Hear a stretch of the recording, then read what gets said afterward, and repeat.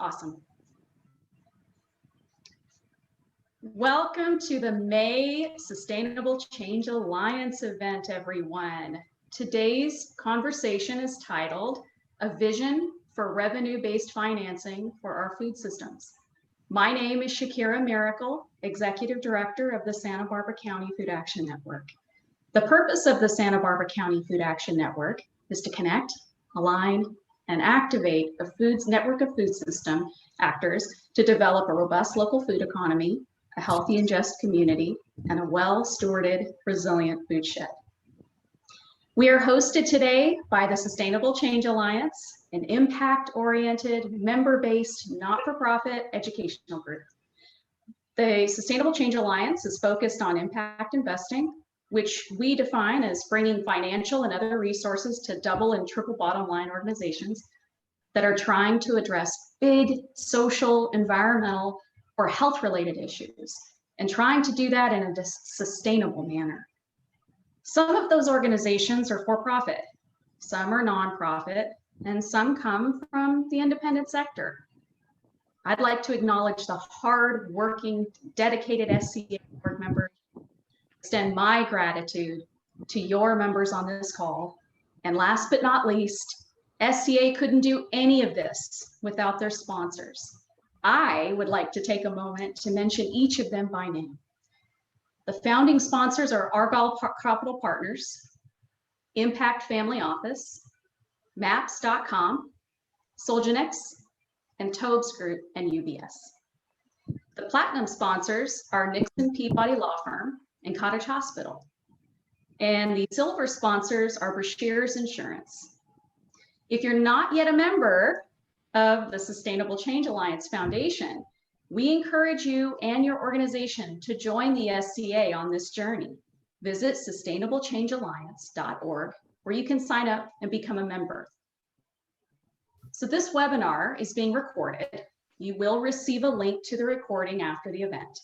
Everyone will be muted except for the guest speakers and myself. This is an active session and your engagement is welcome. We invite you to ask questions in the Q&A during presentations, and the panel will answer them as we are able to during the presentation. We apologize in advance as we're not able to respond to every question, but I sure will try. Please use the chat for any other comments you may have or resources you want to share. Katie Hirschfeld, SBC Fans Network and Communications Manager, will also drop links into the chat as needed. Okay, let's get started. For those who attended previous SCA discussions about regenerative agriculture, today we are taking a deeper dive into how that incredible work can continue to be activated. Our vision for the county is a place where 100% of the food produced here is used. Farmers are more financially secure, dare I say thriving. Enterprises are moving organic and biodynamic food to the local populace. How do we get there? We need capital so folks can make this vision a reality. For the past several years, philanthropic organizations such as the Santa Barbara Foundation and the Orfila Family Foundation, which has since sunsetted, funded and studied numerous food system projects in our county to both address immediate needs and observe where the gaps to resilience and growth remained. They determined that in order for the food system to withstand inevitable external shocks and build a solid foundation for both current and emerging farmers, ranchers, fisherfolk, and other food producers, an increase of resources and more effective access to them was needed.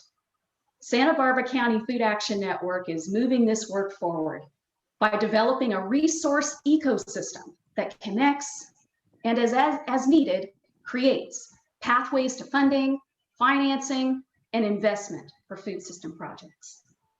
Collectively, strategic investment in our food producers will build stronger and more connected communities, ultimately creating a more resilient, vibrant, and healthy Santa Barbara County. The first stage of our building upon the resource ecosystem was achieved through SBC Fans 2020 Food System Resilience Grants. We re-granted $150,000 to food system projects throughout the county, with funding provided by the Santa Barbara Foundation. The grant program was a great success and heralded by applicants and committee members. There were a number of innovative methods included in our grant criteria and review process, such as partnering with the Santa Barbara County Public Health Department Environmental Services to pre-screen all applications to inform them prior to grant review for any permitting or licenses they may need. Now, with that context, the focus of this discussion today is describing a vision for revenue-based financing for our food system. The next natural phase of identifying and individualizing financing that leverages processes and capital aligned with project scope, scale, and capacity. So I'm pleased to welcome all of you and all of our panelists who are local experts in farming, funding, financing, and impact investment. I will now introduce each of our panelists today. First, we have Kiah Jordan. Kiah is founder of the Impact Family Office. He is a Sustainable Change Alliance board member, and he is chair of the Santa Barbara County Food Action Network. In addition to that, he is a Santa Barbara Rescue Mission board member and a Leading From Within board member. And somehow he has time to have a family and a personal life, but he hasn't told me how he's figured that out yet. Next is Nathanael Siemens. Nathanael is a regenerative farmer. He's an organic farming consultant for the Rodale Institute Farm Research Center in Ventura County. He's also a member of the Central Coast Regenerative Equipment Sharing Alliance. Next up, we have Marvin Boateng, Director of Lending at the Economic Development Collaborative. And last but not least, Ron Boehm, Principal of Boma Investments and co-founder of Pivotal Growth. So let's jump right in, shall we? We're going to start with Kiah. Kiah, would you please tell us your origin story as it relates to both your current profession as well as how that relates to your current role with the network? Yeah, sure. Thanks for having me today. It's fun to be in the middle of crossover of the Sustainable Change Alliance and the Santa Barbara Food Action Network.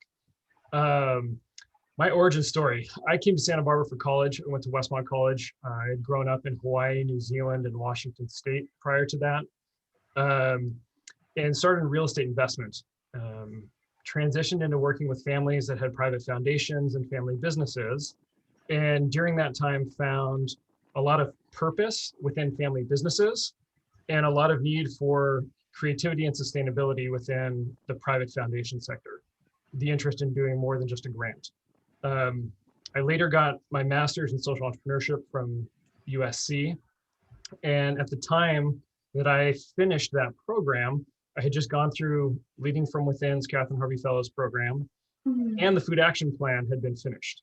So there's this kind of convergence of interests at once that also Sustainable Change Alliance started.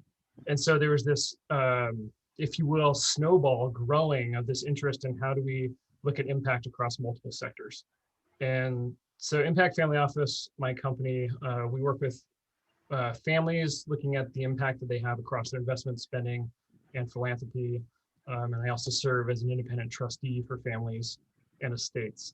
Why that's relevant here, one of the most exciting things I've been able to be a part of for the last 2 years was the purchase of Palama Canyon Ranch by White Buffalo Land Trust, which I'm sure many of you have seen that press in the local papers. It was a client of mine that owned that property. And so I had been introduced to White Buffalo Land Trust, actually in the process of post-food action plan thinking at the Santa Barbara Foundation. And this is, you know, the interconnected weave of Santa Barbara. And if anyone wants to argue about how connected every sector of our county is, I'd love to have that conversation. So it started actually with coffee with Jesse Smith at White Buffalo Land Trust, finding out, oh, our daughters are the same age. Let's put them on the same soccer team. Oh, you should come see this ranch and vineyard I run. And now White Buffalo has a 1,000-acre property to become the center point for sustainable agriculture. During that whole 2-year escrow, I was privileged to be on site for every consultant they brought to the property and to be able to see what they were planning to build and understand, soil health and livestock and agriculture and all these really cool things that has culminated in a deeper and deeper involvement for me now as the chair of the Santa Barbara Food Action Network. Incredible. So more recently, you were an SBC Fan grant making review committee member as recently as last December. Could you provide a bit more background on that experience? What were some learnings that stood out to you as it relates to today's subject? Yeah. Well, I think, I don't know that many nonprofits have an association to being an entrepreneurial venture, but the Food Action Network really was in the last year and still is as we're evolving this year. And so last year was the first year of funding, of support from the Santa Barbara Foundation to create this network that then would provide value to the food systems of Santa Barbara. And as part of that process, there were funds that were set aside for us to do grant making within the sector. And it started really with a blank slate of how do you even want to do this process? So Shakira coming on board as our executive director was great timing because she helped develop some ideas that we had as an executive committee started to think about how we do granting. And we had actually thought about creating 3 buckets of funding for grants. And those buckets were what we named an instigate bucket, a grow bucket, and a sustain bucket. And to think about it as, where are those areas that need to be instigated, that there might be a need, there might be a possibility? If I think about it in the for-profit entrepreneurial case of funding, what are those things that might be high risk but high return? And it might be a very small grant to do effective research in an area that ends up saying, hey, this is a really great thing, but not right now. Let's put it on the shelf and know we can refer back to it later. Or it might prove to be a really worthwhile venture worth funding further. The second bucket was growth. And this might fall into the status of an organization that needs funding for an additional asset. They've got a proven model, but they might need one more vehicle to transport more food. And then there's the sustain bucket. And that was kind of in a good way, too big to fail, right? And that was there was almost irony in thinking about that. And then the pandemic happened. And that was almost the thing that, came to light for, I think, all of us in thinking about what are those areas in the food systems of Santa Barbara that are being affected by this pandemic? And how do we sustain the organizations that are interconnected and necessary?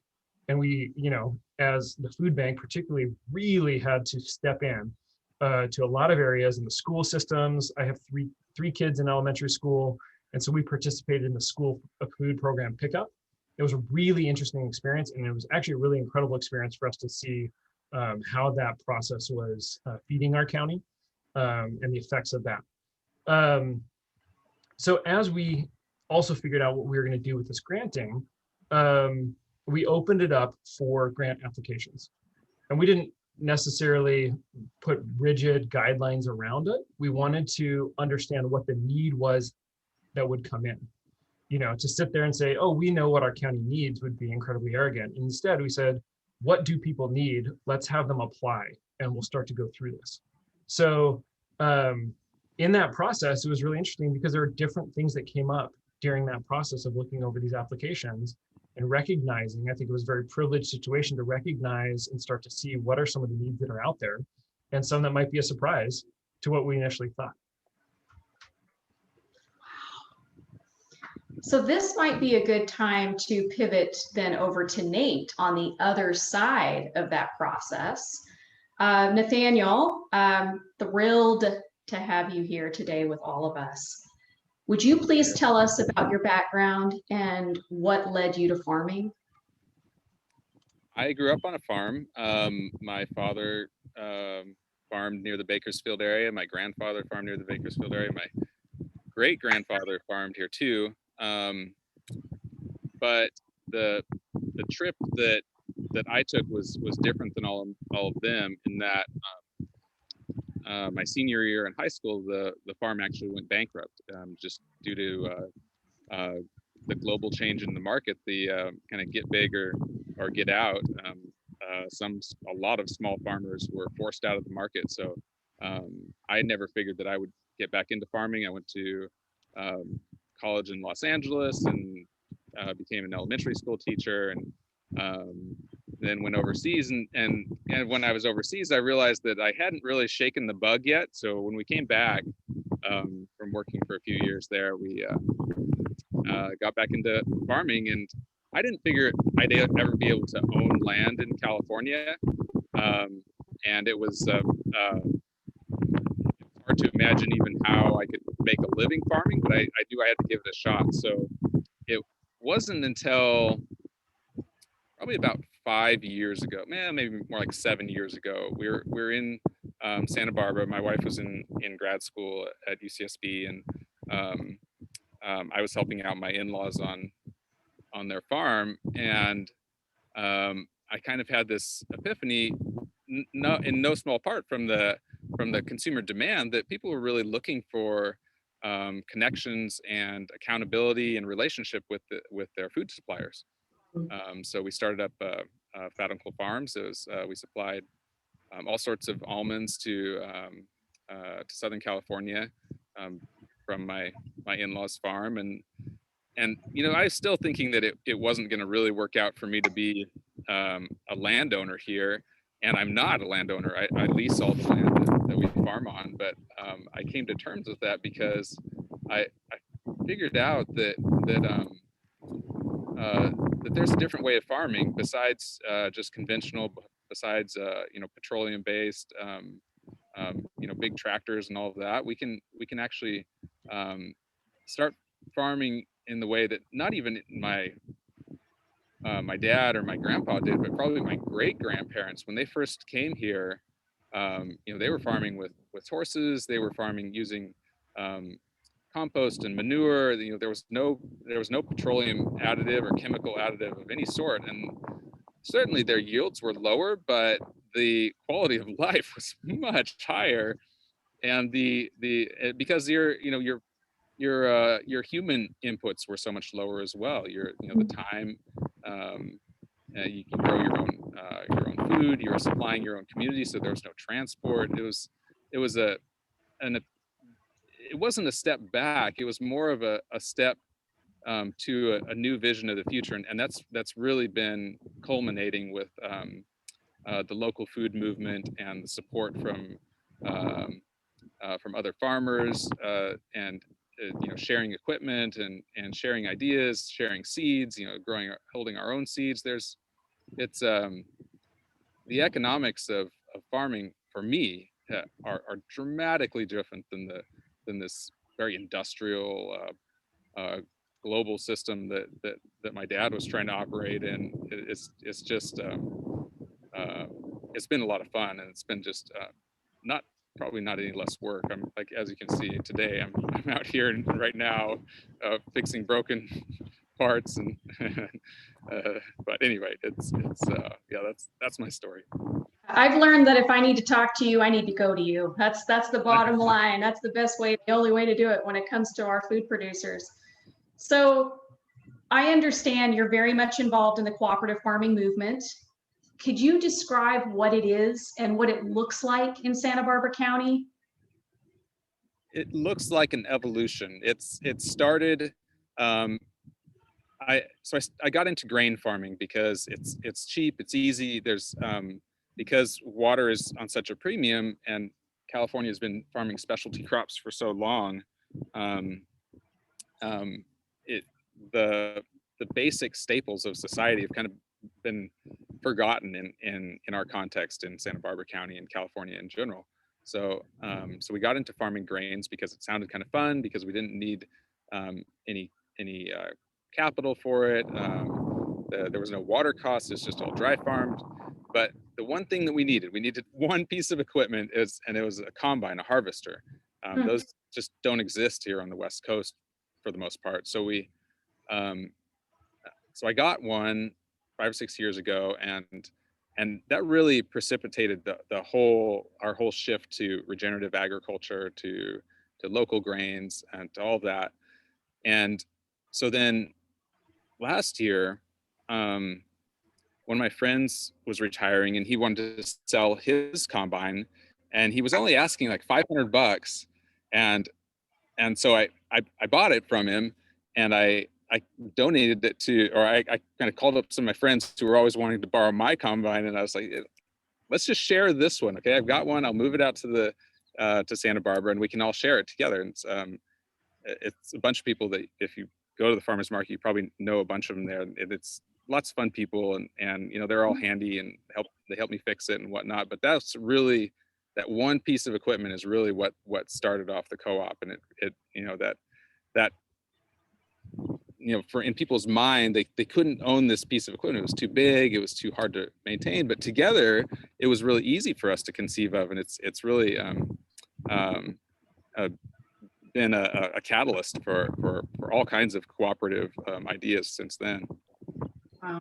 It sounds to me like you're building community. That's what would you agree? I would definitely agree, and it's really funny to say that building community in the COVID context, because it's like a lot of the people who are a part of the equipment sharing cooperative, I haven't even met them face to face yet. It's like community. I don't even know what community.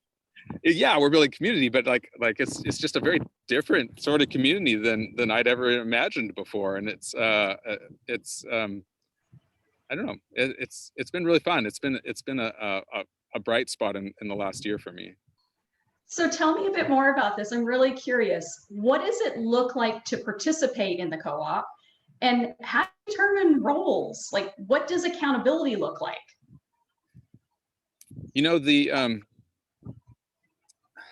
It's like I said, it's an evolution, but the critical part for me, and the kind of my presumption upon purchasing this piece of equipment was that it was going to be a democratically owned and democratically run cooperative, and even to the sense that, like, I'm not calling it a cooperative. I'm not calling it anything. It's our together. It's our collective responsibility to run it, to name it, to define it. So I don't want to be the person who's dictating how it's run and who's in charge and all those things. Not just because I'm trying to avoid responsibility, which maybe true. Don't tell me there. But because we've got 100 years of guys like me, white guys that just telling people what to do, and it hasn't worked. This isn't. We know that where this road goes, and we don't want to go down that road. So the other people, we've got lots of there besides myself who are doing a great job of running it, and I intend to just support them. So I've got some questions coming in. You are driving a lot of interest here, Nathanael. One of the questions is, it's more, I'd say, granular to what I asked originally. How do you manage maintenance, liability, equipment share? How do you do that? Is there a central location for storage of equipment? Those were the first questions that came up, was those exact questions, which is great because those are really the pragmatics. That's the nuts and bolts of it. And I didn't know any of that stuff. I was just like, here's a combine, if you need me to help you, show you how to run it, I'll do that. Other than that, you guys figure it out, and I'll just support you. And there was, some people jumped in, some people had experience with other cooperative models, the legal form for that. Some people had experience with the insurance components. Other people had experience with structures like administrative structures or what you call it, organizational structures, I guess, was that. So people just jumped in with where their expertise was at, or we asked other people to help us out with it. It really has just been kind of a self organizing process. It's just kind of like, you know, we haven't really tried particularly to, you know, to figure everything out. We just jumped in and said, we need to make this stuff happen. We need to make this stuff work. It's based on pragmatics at the end of the day for us. So Sure. So another question came in around, I would say, a broader scope to what you're doing. Are there structural impediments to converting a farm to organic regenerative? And are there any particular issues with water or fertilizer or seeds or maintenance protocol? yes, there's issues with all of those. It's a giant Okay. pain in the ass. Okay, fair. So I work for the Rodale Institute. That's my 9 to 5 job. So the actual farmer in our family is my wife. So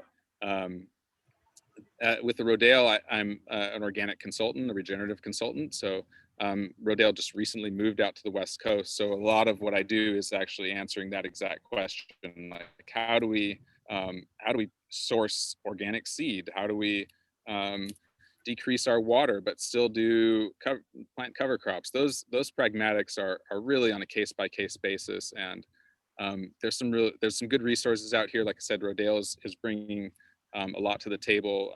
California Alliance of Family Farmers, CAF, does a great job with that.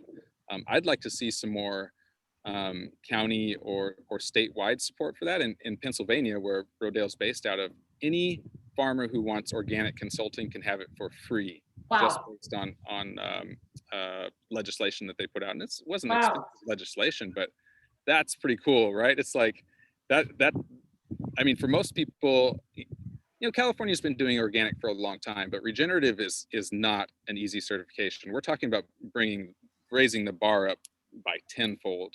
I mean, it's not just about, you know, not using pesticide anymore. Now it's about, how do we decrease water but still have high productivity? How do we pay our workers a fair living wage? I mean, that's unheard of in agriculture. So the regenerative certification is where California needs to go, but we're going to need some technical support for that. So I'm hoping that the state kind of kicks in for that, but we'll see. Well, I'm very optimistic, Nathanael, because I remember a time when people were saying the same things about organic certification. Yeah. And look where we are today, right? Yeah. So always the optimist, always opportunity, always possibility. Yeah. Got another question for you. So you were one of the grantees from the Food System Resilience Grants. Mm-hmm. What is the name of your project? Tell us about it, and what is its current status? Those are great questions, Shakira, and I'm going to try to rack my memory for what the name is. It's the Central Coast Equipment Sharing Alliance. You maybe? got it, dude. Yay! Well done. Woo! Winner. You win the panel. All right. So tell me about it. What is its current status? I'm very curious about, like, for example, how many farmers did you start out with? How many are there today? What's the geographic scope? Tell us all about it. So I gave some of the background on the talking about the grain. It started off really with the grain co-op, or kind of a group of grain growers who were, you know, sharing ideas and sharing equipment, especially that combine. There were probably maybe 3 of us or 4 of us, maybe year and a half ago, and then White Buffalo, who obviously their name comes up a lot, they kind of jumped in and threw their hat in there as a fiscal sponsor for us, and Fibershed, who's not too active in Santa Barbara County, unfortunately, but is a tremendous resource up and down the state and now nationwide. They threw some funds at us, not a lot. I mean, it didn't take a lot of funds to get farmers' attention. So, you know, a combine, you know, that you can rent is a big deal to farmers, and a no-till drill, which was what the grant was for. I mean, as soon as we got that grant for the no-till drill, I mean, people lined up. Farmers just lined up, like, how can we get involved? What, you know, Wow. how can we participate? So, I mean, it's not like big ticket items, but they're ones that have a lot of utility for farmers, and so that's been kind of the course of events, is that we've kind of come into some pieces of equipment that have been useful. I recall that grant was for $21,000. Was that for the equipment? Was there any money for anything else? We split that between two pieces of equipment, the no-till drill and a seed cleaner. Unfortunately, the seed cleaner in Lompoc was really the top tier quality and price in the state, if not the West Coast, for years and years. Campbell Farms ran that, and they did beans and peas and all sorts of specialty seeds, and so they just were amazing. But they closed that down maybe 2 years ago, and so the locally we haven't had that resource. We'd have to ship our seed, any grain would have to get shipped up to probably Sacramento to get cleaned. What? And, oh my goodness. Yeah. Okay, yeah, so any idea why they closed down? Same reason everything. This is not uncommon. I mean, the only people who have local access to a seed cleaner are people in Sacramento. If you're up in Redding, you're still hauling it down. If you're in San Diego, you're hauling it up there. So yeah, it's I mean, it's just the scaling up of industry. It's the same across the board for, you know, any part of ag, if not any part of life these days. You know, everything gets scaled up and sourced out. Well, so Mr. Siemens, not to put you on the spot, but what would the cost of such equipment be if we were to have acquired that for this county? If we had been able to buy the Campbell's thing, I don't know, it might have been, well, not including the buildings, it probably, probably like $50,000 or less. It's not, if the equipment's not that much, it's really the, you know, the footprint in our neck of the woods, and probably for a lot of California, it's really. What would the impact for the county be for something like that? It's a really nice piece to have for local sustainability, especially in a regenerative sense. I mean, seeds and seed saving, you know, that gets a lot of press, but you can't technically do it unless you can clean the seeds, unless you can get non-weeds out of the seeds. So it's you know, it's across, it'd be useful across the board, and thus far we've been leveraging it in grains, because that's a part of the process for human consumption, but it would also be a resource for any local seed growers, whether it's for flowers or vegetables or anything else. You can clean any type of seeds need to be cleaned before they can be replanted, and it just happens to be the grains and beans and peas need to be cleaned before they're eaten. So it's a really nice piece of a kind of a closed loop system. I'm just surprised that we're not talking global systems and massive enterprises in order to close loops in our food system. This is really interesting to me. I have a couple more questions for you from our viewers today. One person would like to know where you are farming. Farm wherever people give me a cheap lease. And where are you currently farming? Today, right now, I'm in Buttonwillow. We're putting in cotton. We just planted cotton. We're going to be putting in 1,000 mulberry trees tomorrow. And so it's going to be an alley crop system, kind of an agroforestry model. It was supported by the Fibershed White Buffalo and the California Healthy Soils Program. I've also got dry farmed land in Modoc County in the far northeast corner of the state, where we've got our sheep and most of our wheat. And we just put in hazelnut trees, sugar maple trees, and elderberry trees there. And then we've got an almond orchard. That's we're most well known for. We're an almond orchard not far from here, also in Kern County. And every other year or so, I'm farming in Santa Barbara County, just kind of like it just happens. Usually out in San Ynez or somewhere like that, just kind of wherever I happen to find someone. I usually try to pass those leases off to other people, though, since there's lots of young and aspiring farmers there. You know, if I can get them a chance to kind of shoehorn into a piece of land, that's valuable, I think. So I'm curious. I'm going to pivot now. Very interesting. I'm wondering if the grant that you received from the network, if it would have been a loan, would you have still been interested? And if so, what about a microloan would have been appealing or supportive to you? Or would it have been just simply barriers? That's a great question. I think that for myself, I've taken microloans before. They've been tremendously useful. California Farm Link is a great organization that supports beginning farmers, transitioning farmers, BIPOC farmers. So I've taken several microloans from them before.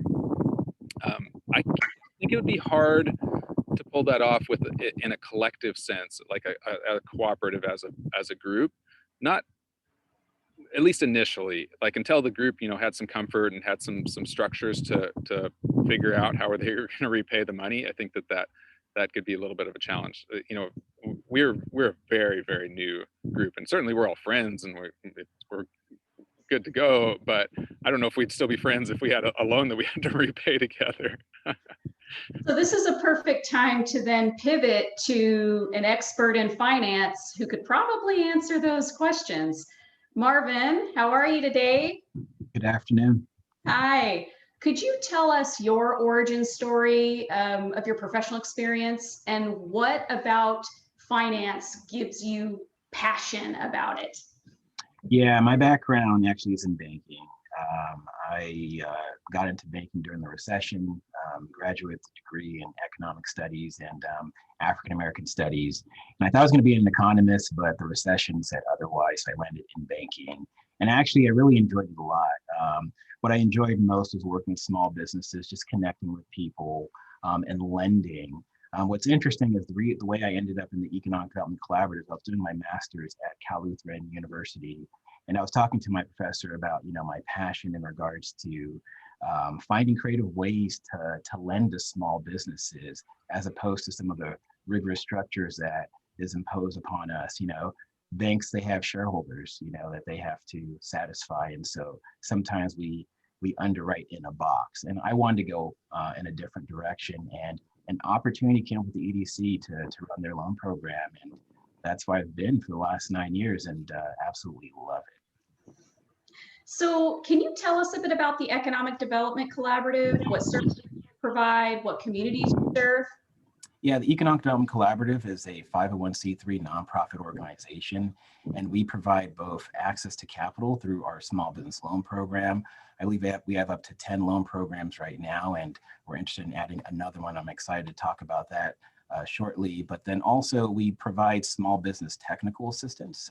So we host a small business development center, and we have about 50 consultants that provide one-on-one free consultation to businesses in both Ventura and Santa Barbara County. So it's an invaluable service that we offer to small businesses. And last year, I think we led the nation actually in capital infusion, helping businesses reach up to like 105 million, access 105 million in capital. So pretty big success for our organization.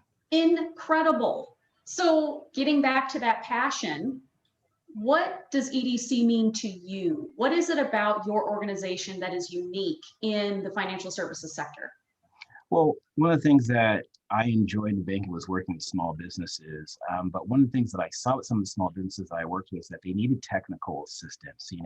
They need someone to kind of help guide them through, whether it's their financials, their marketing plan, whatever it is. And the fact that at the EDC, we provide both capital and technical assistance, yeah, she is very valuable service that we provide. She's I to told our her, community. I'm sorry, Marvin, I didn't hear the last thing that you said. Could you repeat it? I want to make sure our viewers were able to hear you. Yeah, no, the interesting thing about the EDC is the fact that we provide technical assistance. And so we couple our technical assistance and our capital together.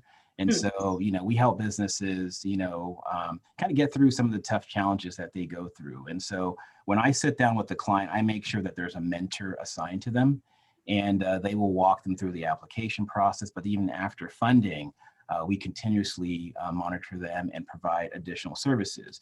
So sometimes businesses, might need, at various stages, assistance with their marketing plan, or, maybe they're growing and they're having some issues with contracts, something like that. We have an attorney that can look at that for them. So it's just the combination of access to capital and technical assistance that I think is very valuable to our business community. So I want to be clear here, okay? I'm putting on my potential walking through your door hat for a second. Are you saying that to become a client, there is no cost to me? There's no cost because our tax dollars fund it. We're funded by the SBA to provide free one-on-one technical assistance. And so just last year, as a result of the pandemic, we serviced about 2,000 businesses in Ventura and Santa Barbara County. So Incredible. all free technical assistance. Incredible. So now tell me a bit about, in terms of the context today, what is revenue-based financing? Yeah, it's actually a pretty hot topic. Actually, it's a pretty interesting financing vehicle. Matter of fact, I attended a tech conference yesterday, and that was actually mentioned as a way to finance, in this particular case, Black and Brown founders, in South LA. But it's a unique way. It's a unique financing vehicle because, from my understanding, an investor and a founder or a business would negotiate some kind of a percentage of future ongoing revenues that they would pledge. And so let's say, for example, that negotiated rate is 3%. If I did 100,000, the investor would get, $3,000. But if I did $1 million, it'd be, 30,000. And so, it's really unique. And it's actually a really interesting way to help our farmers as well, because my experience with farmers, in lending is the challenge with debt financing at times is that the principal payment could be a bit of a burden on a slower season, or if there's any kind of a pandemic or so. But to actually have a revenue-based financing mechanism where they're paying a percentage of whatever they made is actually a pretty good. It's a good financing vehicle for them. So. Wow. So now, in the present day, tell us about EDC and their participation in the resource ecosystem that we described at the beginning of this discussion. Yeah, we're very flexible, and what was awesome is just to be introduced to you, for you sending out an email to me to see if we could find ways to work with each other. I believe it was in 2016, the EDC did a study here in Ventura County in regards to food processing. So we've always had an interest in working with farmers. We do have farmers as clients as well. And so, we take great pride. I think you met Bill Bartels, one of our consultants, who is I think a fourth generational farmer here in Ventura County. So, we're extremely committed to provide resources and capital and technical assistance to farmers, in Ventura and Santa Barbara County. So I'm excited to work with you guys. Yay. So I had a question come in for you, Marvin. Someone is asking, can you qualify whether EDC is offering this yet? As the person thinks they don't think so. So I think it was in reference to revenue-based financing. Yeah, in regards to revenue-based financing, we focus on debt financing. That's what we specialize in particular, not revenue-based financing. But there are, firms out there that do in particular offer revenue-based financing, just not the EDC. Interested in exploring it as an option. As Shakira knows, everything is easy for us. We're very easygoing people. But right now, what we do is we provide debt financing. And what we're actually exploring with SBC FAN is a revolving loan fund. So we're interested in piloting a small loan fund to start. We want to work with some of the members for SBC FAN and kind of get an idea of how we can craft a loan program that actually works for farmers. So we're going to pilot probably close to about $100,000, and we're going to play around with terms. But the main idea is to get feedback from farmers to figure out how do we actually create a program that's sustainable, but also meets their needs most importantly, and is an asset to the community. Wow. Thank you, Marvin. So now I want to take us over to Ron, who is then going to take us 30,000 feet up. Ron, thank you for joining us today. Would you please tell me what are the general pathways to accessing capital in the agriculture sector? And also, what are the pros and cons? Well, people say that occasionally you need a lawyer or a doctor, but every day you need a farmer. So, and we all eat, right? So there's a lot of revenue that is flowing through the system, and there's issues along the way to make that involve timing, Um, Often, for example, the cost of investing in, as Nate said, the going organic. It's a lot of cost, and often if there isn't enough revenue to sustain that additional cost during the years you have to prepare, you're not going to be able to actually move that way, or you'll actually move out of it because you just can't get the extra payment for the better food, right? Excuse me, Ron, I'm sorry to interrupt. Can you see your slide deck? Yes, I just want to make sure our viewers can see it. Okay. Yes, okay. So as I said, there's a lot of cash moving, and in order to have an investment, you actually have to have either positive cash flow that it gives you adequate cash to be able to repay an investment, or you've got to have debt. And as Nate said also about the the question of, can I generate enough payment for for example, my seed cleaner to repay it? You often will have to invest in you potentially have to have a grant.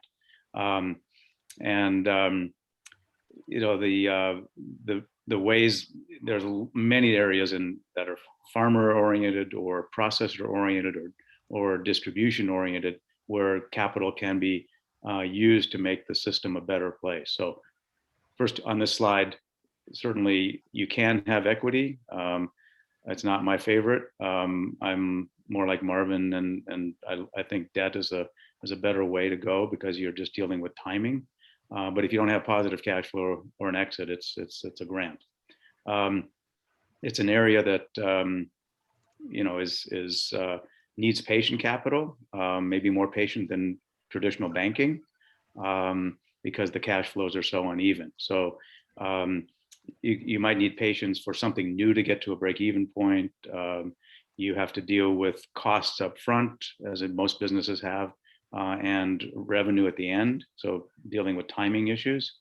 And then finally, it does cost a lot more to move to organic and biodynamic, but there's also got to be more revenue than the alternative.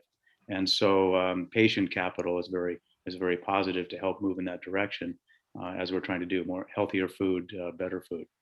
And then I think Nate said also they lost the farm in a downturn. That could be bad harvest. It could be a change in marketplace. So dealing with the fact that that's pretty inevitable in farming, a lot of risk there, and you've got to have risk-oriented capital. I mentioned capital guarantees. I think Dennis and I are part of a group called SCA Capital that's probably moved $50 million into microfinance, something like that, to help backstop a more traditional investor, a bank perhaps, by having guarantees that are there in case it goes bad, is another way of adding capital. And for those who are doing grants, it's sort of a contingent pledge to grant, which is what we do at MCE. But the benefit that you can get on it is highly leveraged. So that's an interesting way to go. So do you want me to go on to this one, or what? Please go ahead. Move on to then venture capital. Okay, I'm not a great fan of venture capital in this space. We've been involved in probably maybe 100 companies over the last 12 years, and probably invested in 50 of them. Very early stage, so exactly the same place as venture capital will go. But there, it's often the model is oriented towards high risk and high return, and that's not a great model here, because traditionally you don't have that really hockey stick high return, so that makes it a little different for this sector. Has to involve a very big problem that many people will buy if the solution works, but even within, there's a very low survival rate. And all of these are categories that in a social investment, social enterprise, which we're sort of talking about beyond the traditional financing for farming. It's not a good model, in my opinion. And one big deal, really, if you don't have an exit, then you've made an equity investment and there's no return. generally, because a company usually doesn't have the cash flow to pay back its investors, and that's why revenue aligned investment is so attractive for many companies, including social businesses. Otherwise, you're fooling yourself, and equity investment is just a grant if there's no exit. Okay, so a little bit of our background. We've been very involved for the last 12 years in basically livelihoods. And given that I've heard something like 50% of population of the world is involved with farming in some way, livelihoods of farming has been pretty important to us. So we've gotten involved with projects in India and Kenya, US, but basically higher sustainability to offset some of that higher risk that farmers have because of those cyclical activities is basically sell more. And we're invested in an organization called Fresher, which we're trying to move to the food bank as one of the clients here, food bank and the farmers, and to make the available produce more visible. Something like 25% of produce on average never leaves the field. There's not a market for it. So selling more by making your availability more transparent or visible is one way of increasing the sustainability of a farmer. Selling a higher price product, the move to organic, usually companies with the willingness of people to buy pay a higher price, but in many cases the system doesn't allow that to happen, and the same cost is for a non-organic or same price is being paid. And we worked a lot with an Indian cotton cooperative where that was the issue. They had to be represented by the cooperative in order to get the higher price, and we dealt with a lot of different supply chain issues in there.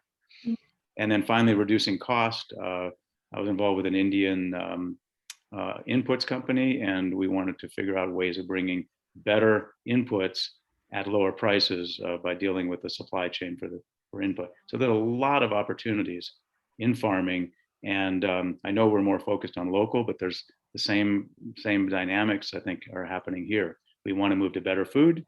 We want it to be, we want our farmers to have make a good living, to not only survive but to thrive.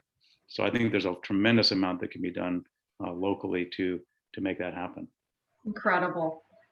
So I have a question here for Ron. Can you share some of the challenges and satisfactions about working directly with your borrowers as opposed to through intermediaries? Yeah. Yeah, I didn't get into this we chose to get involved with social entrepreneurs when we did a lot of work with Ashoka, 15, 20 years ago. And we just love working with passionate people. We sort of backed into financing because generally we went to these, pitch sessions, and they just brought up equity. And so I'd ask them, hey, if you got 25K tomorrow, what would you do with it? And they all knew exactly what they did, but they weren't asking for it. And all of those uses were ones that made their business proposition more, it validated it, I guess.